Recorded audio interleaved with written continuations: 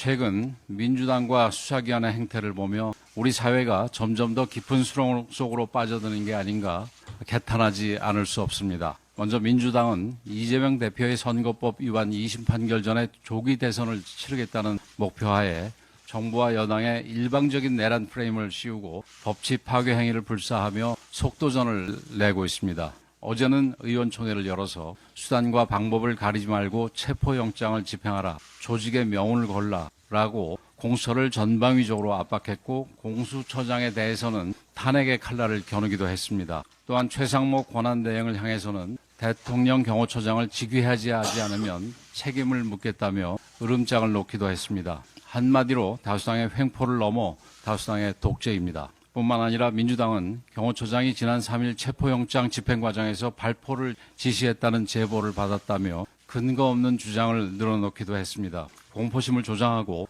혼란을 가중시키기 위한 계략으로 볼 수밖에 없습니다. 책임 있는 정당으로서의 행태가 전혀 아닙니다. 공수처의 일탈 행위에 대해서도 깊은 유감을 표합니다. 작금의 상황을 보노라면 공수처가 현재 정국을 자신들의 지위를 공고하게 하기 위한 수단으로 활용하며 사법체계의 공정성을 크게 흔들고 있습니다. 시중에 공수처는 민주당의 하수인이라는 이야기가 괜히 나온 것이 아닙니다. 공수처는 내란죄에 대해 수사할 수 있는 법적 근거가 없는데도 무리하게 영장을 발부받아 집행을 강행하려고 하고 있습니다. 수사기관인 공수처가 이렇듯 위법적인 행태를 보이며 오히려 사건의 실체적 진실을 밝히는데 걸림돌이 되고 있는 것입니다. 공수처가 진정한 수사기관이라고 한다면 민주당의 정치 선동에 놀아날 것이 아니라 국격을 고려하고 법의 테두리 안에서 임의 방식으로 수사해야 할 것입니다. 조금 전 공수처가 영장 기간을 연장해서